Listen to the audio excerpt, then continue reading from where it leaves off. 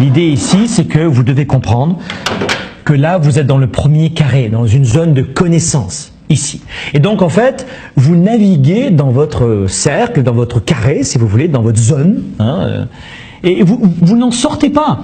Alors, finalement, vous êtes bien, vous êtes suffisamment bien dans votre couple, pas plus, le travail, c'est pas mal, mais c'est pas... Mais il ne se passe rien de particulier dans votre vie. Vous ne progressez pas. Vous ne vous imposez pas de lire minimum un livre par semaine, de faire des formations, d'écouter des audios, d'apprendre, de prendre un coach ou d'être avec des amis, un groupe d'amis, de créer un mastermind et de travailler ensemble. Et gratuitement. Vous restez dans votre zone. Et j'appelle cette situation une situation navrante. Je trouve que beaucoup de gens sont dans cette situation navrante. En fait, ils cuisent à feu doux. Et il se réveille un jour, l'âge moyen de décès d'un être humain aujourd'hui est de 84 ans à peu près, oui c'est ça. Les femmes partent vers 85-86 ans, âge moyen, et les hommes vers 80-81 ans. Après, parfois il y a des dérives d'alcool et de tabac et de drogue et de rythme de vie, de stress qui font que, ou de génétique ou de cancer ou de maladies graves qui fait qu'auparavant.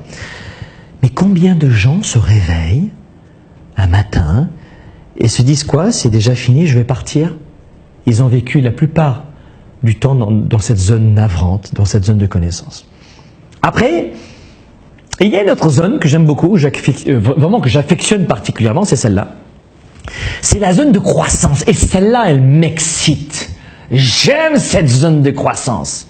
Je vous l'ai dit, j'écoute 3 livres audio par semaine. Je lis aussi des livres papier par semaine. Tous mes déplacements, je les mets à profit. J'apprends. Si vous me regardez chez Globe ici, une nouvelle technique de montage vidéo, j'adore le montage vidéo, je vais apprendre.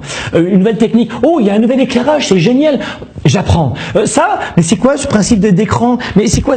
J'aime apprendre. Vous me regardez, les gens qui me connaissent dans la vie savent que s'il y a une étiquette que j'ai, c'est étudiant. Je suis un passionné. Un passionné. Et donc je vis personnellement dans une zone de croissance. J'étends à chaque fois. J'étends cela. Je stretch, je pousse, j'étire.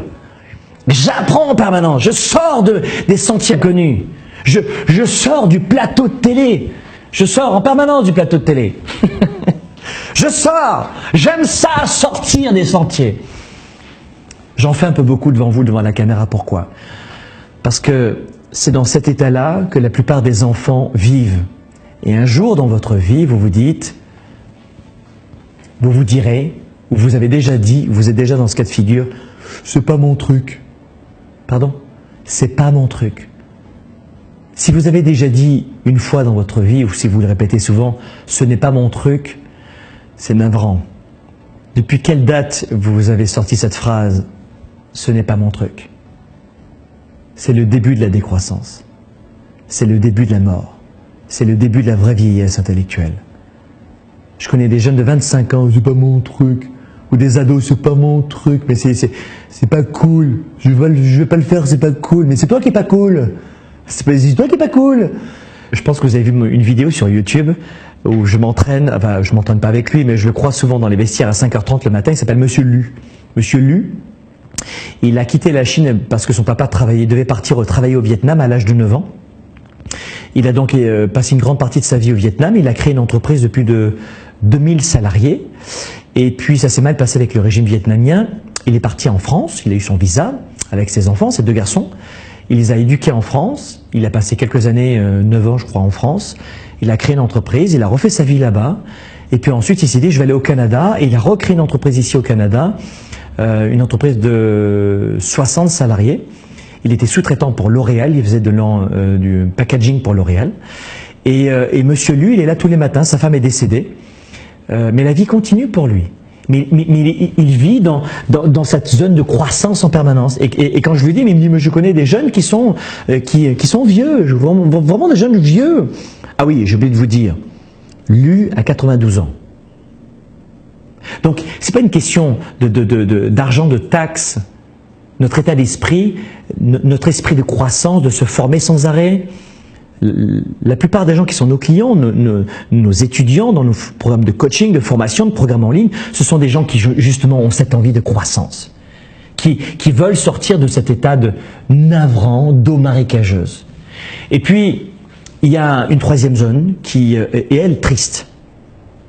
Elle est plus que navrante, elle est triste. Et cette zone, j'appelle cette zone la zone de confusion.